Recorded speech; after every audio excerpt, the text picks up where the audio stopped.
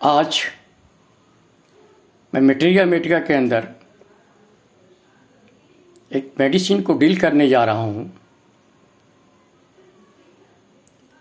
जिसको universal donor के रूप में भी जाना जाता है। The medicine is nux vomica. Nux vomica बहुत ही कॉमन मेडिसिन है और ये हर एक होम्योपैथ के लिए अति आवश्यक मेडिसिन के अंदर आती है। बहुत ही यूज किया जाता है और इसे बहुत ही मिसयूज भी किया जाता है।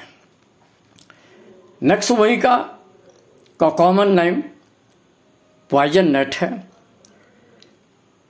नक्स वोमिका को हम दूसरे नाम से भी जानते हैं जिसे हम वेजिटेबल पिल्स भी कहते हैं। ये नक्स वोमिका का पेशेंट चिली पेशेंट होता है। नक्स वोमिका को यूनिवर्सल डोनर करके व्यवहार किया जाता है। एक रोगी जब थक हार कर जब कभी भी एक होम्योपैथिक के पास आता है तब हम सबसे पहले उसे नक्स वोमिका देने को सोचते हैं, क्योंकि हम जानते हैं यह नक्स वोमिका आगे दी हुई सभी एलोपैथिक मेडिसिन को एंटीडोट कर देगा। फिर हम उसे उचित दवा देंगे, मगर यह सोच जो है वह बिल्कुल ही अनसाइंटिफिक है। डॉक्टर ईबी नैश के द्वारा कहा गया है, नक्स warm will neither antidote the effect of the drugs nor cure the disease condition unless it is homeopathically indicated, especially if given in the dynamic form। तो ये हमारा जो सोच है कि हम नक्स वोमिका कर दे करके किसी भी मेडिसिन को एंटीडोट कर देंगे, ये सोच साइंटिफिक दृष्टिकोण से गलत है। हम डायरेक्ट मेडिसिन किसी पेशेंट को दे सकते हैं, चाहे वो किसी मेडिसिन को खा करके आया हो, चाहे एलोपैथिक मेडिसिन हो या होम्योपैथिक मेडिसिन हो। सिम्टम सिमिलरिटी के आधार पर अगर हम नक्स वोमिका को देंगे तो निश्चित वो सही क्रिया करेगा। बिना सिम्टम्स का अगर यूज करते हैं तो उसकी क्रिया सही नहीं हो पाएगी। नक्स वोमिका को याद करने के लिए हम एक कोटेशन दे रहे हैं, एक उचित सलाह दे रहे हैं। आप 7I को याद रखिएगा। 7I। First I, ineffectual desire for passing the stool and urine. Next, inclination to commit suicide but is afraid to die. Third, if I could only vomit, I would be so much better. Fourth, in every stage of the fever, patient want to cover up the whole body. Next, impulse to kill her husband or others. And next is inimical to zinc. Zinc must not be used before and after the nux vomica. And last I is irregular menses. So one by one I am going to describe here. There is ineffectual desire for passing the stool and urine. This is the keynote symptoms of the nux vomica. हर एक रोगी के अंदर, चाहे वो किसी भी बीमारी से ग्रसित हो, अगर इनएफेक्चुअल डिजायर हो, बार बार जाने की इच्छा कर रही हो, बार बार पैखाना जाने की इच्छा कर रही हो, तो ऐसी स्थिति में हम उसको नक्स वोमिका दे सकते हैं। पेशेंट किसी भी बीमारी से अगर सफ़र कर रहा हो तो don't fear the name of the disease. If this symptoms is present you can easily prescribe Nux vomica. So ineffectual desire is the keynote symptoms of the Nux vomica. And this is the contraindication symptoms. If these symptoms is not found in the Nux vomica patient, never prescribe Nux vomica. So these symptoms must be present with every Nux vomica patient. Next is inclination to commit suicide but is afraid to die. The Nux vomica patient generally जो क्या होता है सोरिक माध्यम से सफ़र ज़्यादा करता है. सोरिक जो होता है प्रोमिनेंट होता है. यही कारण से जब उसके आत्महत्या करने की जागृति भी होती है, मन के अंदर इच्छा भी जागती है, तो इच्छा होने के बावजूद भी उसको मरने का डर होता है, फियर होता है. अगर सिफिलिटिक नेचर का होता तो सुसाइड कर लेता, मरने का उसे डर नहीं होता. ये जो फियर है due to the presence of the psoric permanentness. Next is if I could only vomit I would feel much better.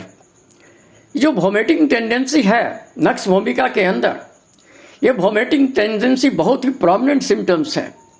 बार बार उसको उल्टी करने की इच्छा लगता है कि अब उल्टी हो जाएगा, उल्टी हो जाएगा. This is also found in the epicock also. Constant nausea and vomiting in case of epicock. And constant nausea and vomiting also in the Nux vomica. But differ is this, Nux vomica patient को उल्टी हो जाने के बाद, vomiting हो जाने के बाद उसको आराम मिलता है. इसीलिए Nux vomica patient अगर उल्टी नहीं होती है, vomiting नहीं भी होती है, तो ऐसी स्थिति में अपने मुंह के अंदर उंगली डाल करके वो vomiting कर लेता है, क्योंकि वोमिटिंग हो जाने के बाद नक्स वोमिका को पेशेंट को आराम मिलता है, जबकि एपिकॉक के पेशेंट को उल्टी होने के बावजूद भी उसे आराम नहीं मिलता है. Next is in every stage of the fever patient want to cover the whole body.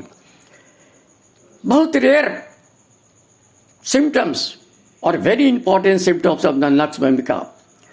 Most of the person not think to prescribe Nux vomica in case of fever.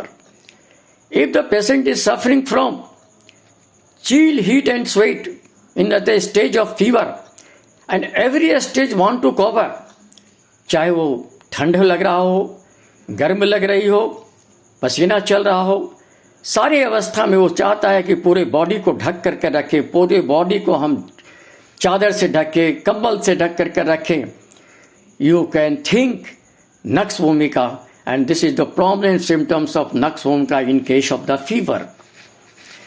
Next is impulse to kill her husband.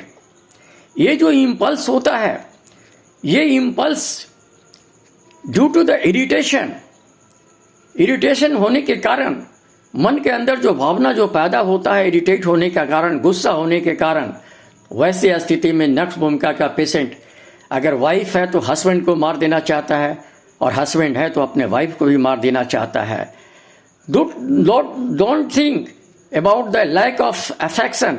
Affection की कोई कमी नहीं होती है, but due to the irritation this comes in the mind of the every patient suffering from the nux vomica.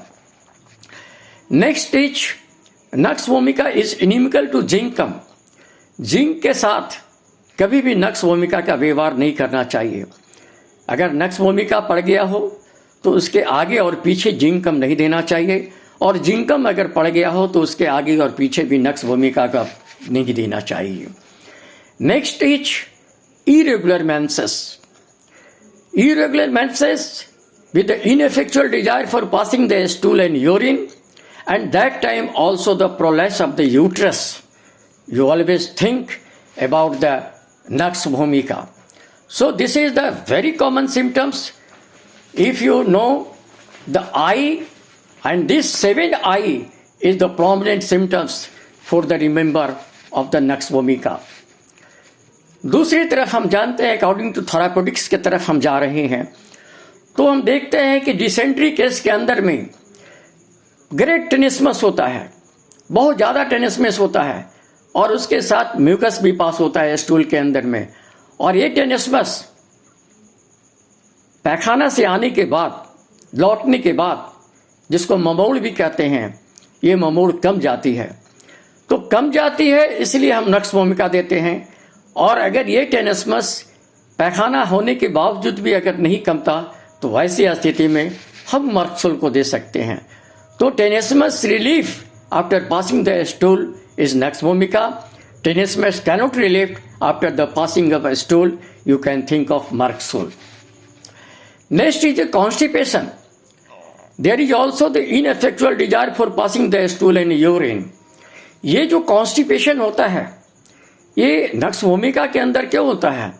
Due to the irregular peristaltic movement of the intestine. 2 medicine साथ में लेते हैं, एक ब्राउनिया और दूसरा नक्स भूमिका।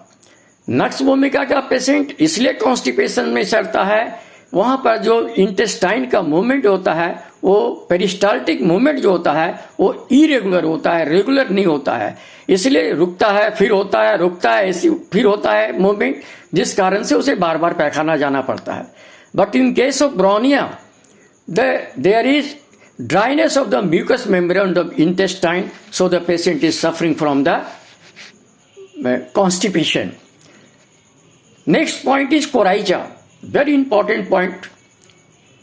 नक्स भूमिका चिली पेशेंट है। Chilly patient होने के बावजूद भी इसको ठंड से सारी चीज को बढ़नी चाहिए थी, मगर नक्स भूमिका का कोराइजा की पिकुलिटी है कि वो गर्म से जाने के बाद उसकी तकलीफ बढ़ती है, और ठंड में रहने के बाद, ओपन एयर में रहने के बाद उसकी तकलीफ में आराम मिलता है। जनरली अगर नक्स भूमिका का पेशेंट अगर कोराइजा से सफ़र कर रहा हो तो रात में उसकी तकलीफ बढ़ जाती है और दिन में उसका तकलीफ कमता है। ये रात और दिन का रिलेशन जो है वो रात और दिन का रिलेशन नहीं है, बल्कि रात में जनरली लोग क्या होते हैं, घर में रहते हैं, कमरे के अंदर रहते हैं, और कमरे के अंदर की हवा जो होती है वार्म होती है। तो due to the warm air, due to the living in the home, the coryza aggravates. मगर वही रात के वक्त में अगर वो आंगन में चले आए, खुला में चला आए, तो उसके कोराइजा में उसको रिलीफ होगा, डिस्चार्ज में उसको रिलीफ हो जाएगा। सो इन case of nux vomica, coryza not aggravate in the night, but due to the warm air of the room, coryza aggravates. Next is labour pain. Every labour pain के साथ अगर इनएफेक्चुअल Dzire हो तो वैसी हालत में हम नक्स भूमिका दे करके उसको रिलीफ दे सकते हैं। नक्स भूमिका का पेशेंट को कभी भी coffee, tobacco, alcohol, spicy food और मेंटल टेंशन से सारी तकलीफ बढ़ती है। इस चीज़ों से दूर रखना पड़ेगा। जनरली नक्स भूमिका का डिजायर क्या होता है, वो तीता खाना ज़्यादा पसंद करता है, फैट फूड ज़्यादा खाना पसंद करता है, अल्कोहल भी लाइक करता है, और ब्रेड से उसकी इच्छा नहीं होती है। एवर्सन फ्रॉम ब्रेड है, एवर्सन फ्रॉम वाटर है, एवर्सन फ्रॉम कॉफ़ी भी है। टंग आप देखिए नक्स भूमिका का, नक्स भूमिका का टंग देखने के बाद वो आपको कोटेड लगेगा, जिसको कहते हैं कोटेड, मतलब कि येलो कोटेड। येलो कोटेड के साथ अगर वॉमिटिंग टेंडेंसी हो तब हम नक्स भूमिका देते हैं, मगर अगर क्लीन टंग हो और उसके साथ में अगर वॉमिटिंग टेंडेंसी हो तो वैसी स्थिति में हम उसको एपिकॉक देती हैं। एक्नी, जिसको मुहासा कहते हैं, acne from eating too much चीज खाने के बाद अगर अधिक यूज करता हो, किसी आदमी को कोई चीज यूज करता हो और उसके बाद अगर बॉडी के अंदर, फेस के अंदर उसको एक्नी अगर पैदा होता है, दैट टाइम वी थिंक नक्स भूमिका। और उसी हालत में अगर चीज लेने के बाद किसी को कॉन्स्टिपेशन पैदा होता हो तो वैसी स्थिति में हम कोलोसिंथ दे सकते हैं। और जनरली क्या होता है कि चीज के कारण अगर किसी का कॉलिक एग्रावेट्स करता हो, that time you also think your colocynth. Nux vomica को इंटरमिटेंट फीवर के अंदर में, चिल स्टेज के अंदर में उसको देखना पड़ेगा कि उसको फिंगर जो होता है वो ब्लूनेस आ जाती है। वैसी स्थिति में हम नक्स भूमिका को भी प्रयोग कर सकते हैं। नक्स भूमिका को देख करके उसके फीवर को भी हम ठीक कर सकते हैं। नक्स भूमिका को when the sleep disturb, the नक्स भूमिका पेशेंट इज ऑलवेज वर्स। गहरी नींद में सोने के बाद अगर उसके नींद से जगा दिया जाए तो नक्स भूमिका का पेशेंट डिस्टर्ब हो जाता है और इरिटेट हो जाता है।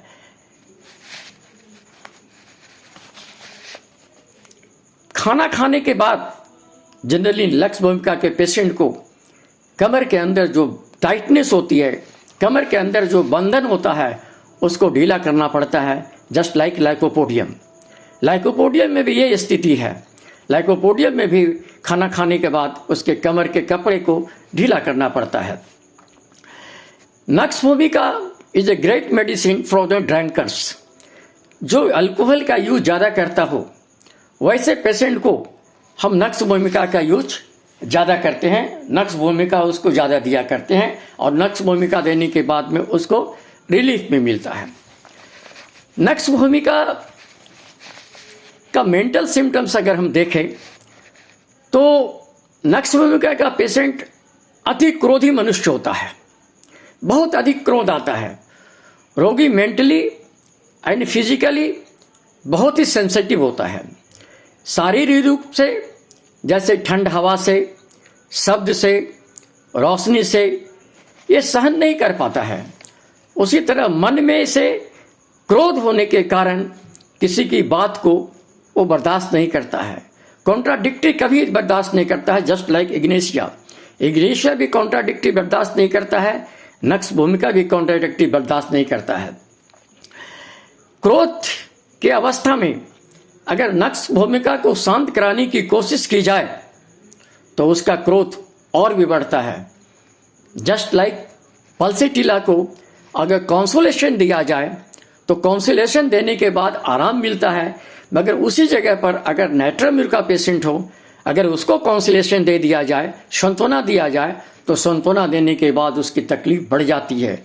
उसी तरह से क्रोध की अवस्था में अगर नक्स भूमिका पेशेंट को अगर शांत कराया जाए तो उसका क्रोध और भी बढ़ जाता है। नक्स भूमिका का मेंटल सिम्टम्स के अंदर एक बहुत इंपॉर्टेंट सिम्टम्स है, वो है जिलस पेशेंट। उसका नेचर जिलस होता है। जिलस मीन्स नॉट ईर्षा, ZEALOUS, जिलस, उत्साहित। हर एक नई चीज को जानने की कोशिश होती है। उसके मन के अंदर एक भावना जागता है कि हम नक्स भूमिका को देखें। नक्स भूमिका पेशेंट चाहता है कि नई नई चीज को सीखने की कोशिश करता है, नई चीज को जानने की कोशिश करता है, देखता है कि ये कैसे बनेगा, कैसे चीज चल सकती है, और हर एक चीज को नई चीज सीखने की इच्छा उसके अंदर जागता है। तो जब नई सीखने की इच्छा होता है, इसीलिए उसको बोलते हैं आर्डेंट कैरेक्टर और जिलस कैरेक्टर होता है। नक्स भूमिका को हेनीमैन ने साफ शब्दों में कहा है कि किस अवस्था में नक्स भूमिका को व्यवहार नहीं करना चाहिए। Number 1, sensitive person should not be taking in the fasting. अगर पेशेंट बहुत ज़्यादा सेंसिटिव हो तो फास्टिंग के स्टेज में कभी भी नक्स भूमिका को नहीं देना चाहिए। Next, first awakening from the sleep, सो करके उठने के बाद तुरंत नक्स भूमिका को कभी नहीं देना चाहिए। थर्ड, जस्ट आफ्टर और बिफोर द मील, खाना खाने से तुरंत पहले और खाना खाने के तुरंत बाद भी नक्स भूमिका का व्यवहार नहीं करना चाहिए। Fourth, the mind is on the strain, जब मन के अंदर तनाव की ऊब हो, तनाव पैदा हुआ हो, आदमी इरिटेशन में हो, तो वैसी स्थिति में भी नक्स भूमिका का व्यवहार नहीं करना चाहिए। ये इस अवस्था में करने के बाद नक्स भूमिका का पेशेंट थोड़ा मेंटली डिस्टर्ब हो जाता है। तो हम देखते हैं कि नक्स भूमिका का मेडिसिन जो है बहुत ही कॉमन मेडिसिन है, मगर जिस तरह से इसका व्यवहार ज़्यादा से ज़्यादा होता है और इसका अपव्यवहार भी बहुत ज़्यादा होम्योपैथिक में होता है। Without any symptoms, without the totality of the symptoms, if you not find the symptoms of the nux vomica, never prescribe nux vomica.